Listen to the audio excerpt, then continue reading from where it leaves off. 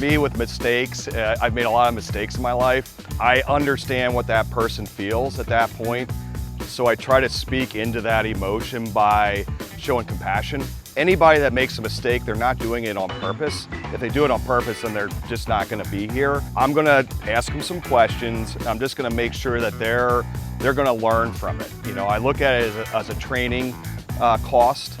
If you have compassion, you show compassion and put yourself in their shoes and what they're feeling at that moment when they have to talk to the owner or the manager or whatever and tell them what they did wrong, they already feel bad enough.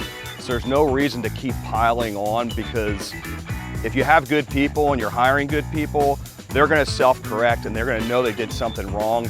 So really as a manager, you're there to lift them back up and say, you know what, it's okay, it'll get better, we'll get through this, what'd you learn, what are we gonna change moving forward?